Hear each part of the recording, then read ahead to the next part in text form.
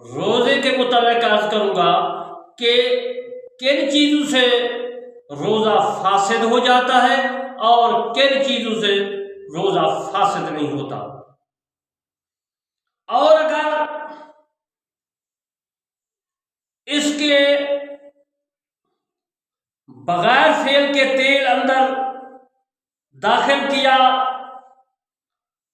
تو بھی روزہ ٹوٹ جائے گا۔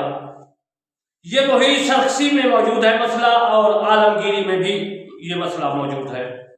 اگر کسی نے کان میں پانی ٹپکایا یا جو ہے کوئی چیز بھی ٹپکائی تو روزہ نہیں ٹوٹے گا، یہ مسئلہ ہدایہ میں موجود ہے اور یہ مسئلہ صحیح ہے۔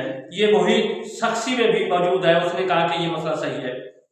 اگر آپ نے پیشاب کے مقام پر کچھ ٹپکایا تو امام ابو حنیفہ رحمۃ اللہ علیہ اور امام محمد رحمۃ اللہ علیہ کے نزدیک روزہ نہیں ٹوٹے گا، یہ محیط میں لکھا ہے اور فتاوی عالمگیری میں بھی یہ مسئلہ موجود ہے۔ برابر ہے کہ پانی ٹپکایا ہو یا تیل، اور یہ اختلاف اس صورت میں ہے کہ وہ مثانہ تک پہنچ جائے، اور اگر مثانہ تک نہ پہنچا ہو تو ذکر کی ڈنڈی میں ہو تو بالاجماع روزہ نہیں ٹوٹے گا۔ یہ مسئلہ متبین میں موجود ہے اور فتاوی عالمگیری میں بھی ہے۔ اگر عورتیں اپنے پیشاب کے مقام میں کچھ ٹپکائیں تو بلا خلاف روزہ ٹوٹ جائے گا، یہ صحیح ہے مسئلہ، اور اس کو ظاہریہ نے بھی لکھا ہے اور فتاوی عالمگیری میں بھی یہ مسئلہ موجود ہے۔ اور اگر پیٹ یا سر میں اندر تک زخم جو ہے چلا گیا ہو اور اس میں دوا ڈالے تو اکثر جو ہے فقہاء کرام کے نزدیک ان کا یہی قول ہے کہ اگر دوا پیٹ یا دماغ کے اندر تک پہنچ گئی تو روزہ فاسد ہو جائے گا۔ دوا کے اندر پہنچنے کا اعتبار ہے، اس کے تر یا خشک ہونے کا اعتبار نہیں۔ یہاں تک کہ اگر یہ معلوم ہوا کہ خشک دوا اندر پہنچ گئی تو روزہ فاسد ہو جائے گا۔ اگر یہ معلوم ہوا کہ تر دوا اندر نہیں پہنچی تو روزہ فاسد نہیں ہوگا۔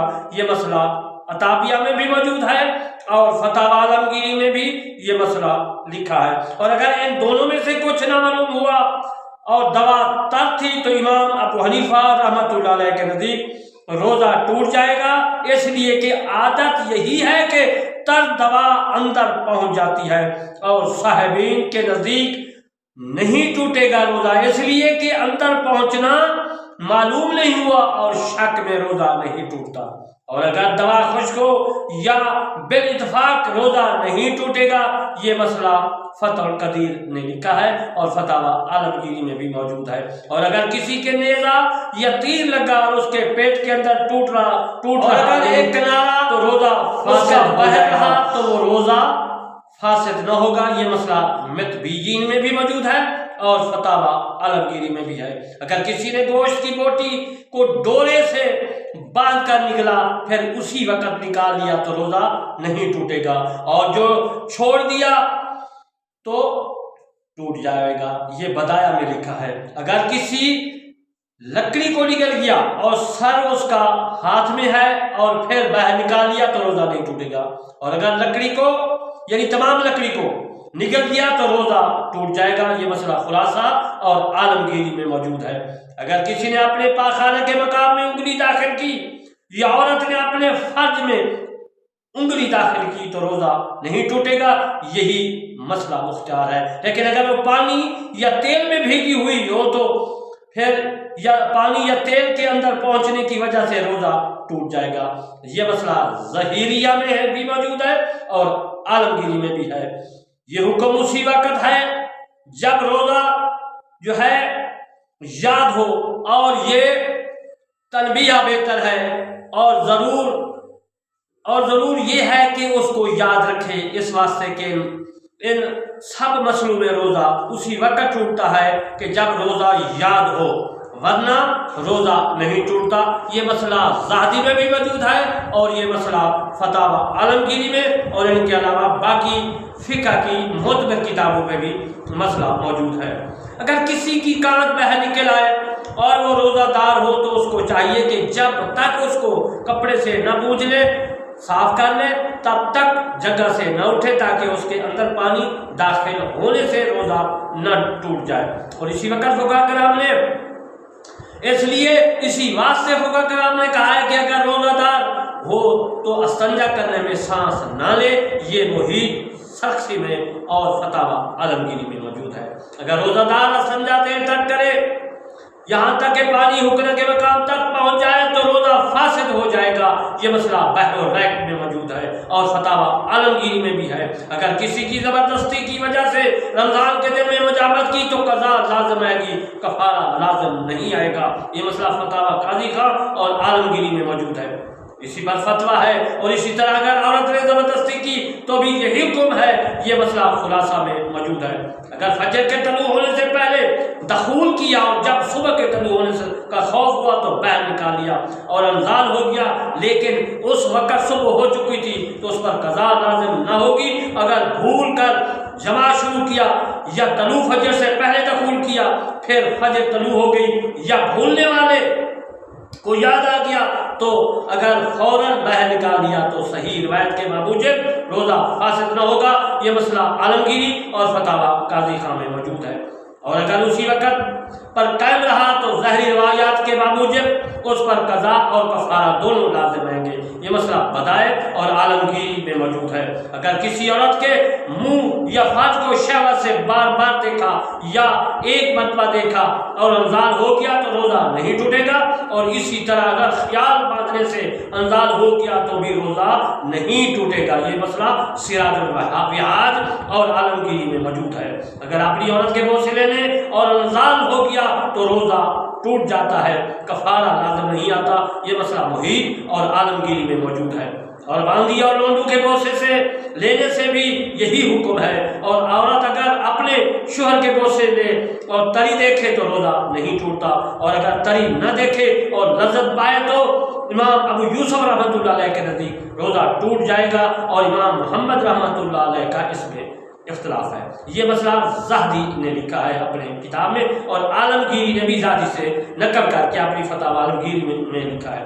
اگر کسی جانور کے بوسے لینے اور انزال ہو گیا تو روزہ فاسد نہ ہوگا۔ یہ مسئلہ محیط اور عالمگیری میں موجود ہے۔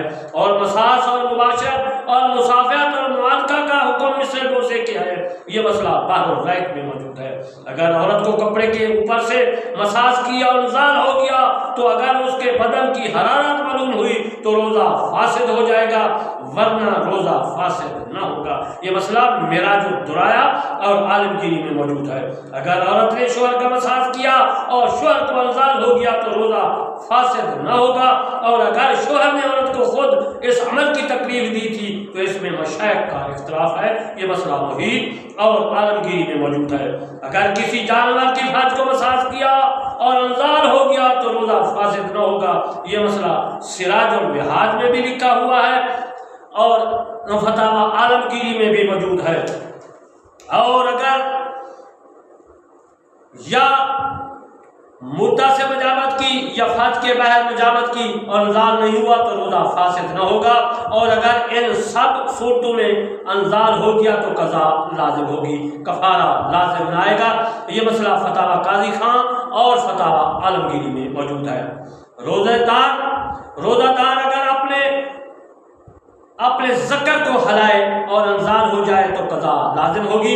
یہی مختار مسئلہ ہے اور عامہ مشائخ کا یہی قول ہے۔ یہ مسئلہ بحر الرائق نے اپنی کتاب بحر الرائق میں بھی لکھا ہے اور فتاوی عالمگیری میں بھی یہ مسئلہ موجود ہے۔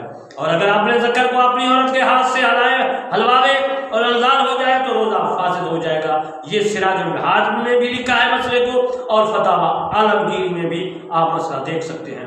اگر سوئی ہوئی عورت یا مجنون عورت جس کا جنون آتی ہو اور وہ حالت افاقہ میں روزہ کی نیت کر چکی ہو تو مجامت کی جائے تو تینوں اماموں کے نزدیک اس کا روزہ ٹوٹ جائے گا۔ یہ مسئلہ خلاصہ اور فتاوی عالمگیری میں بھی موجود ہے۔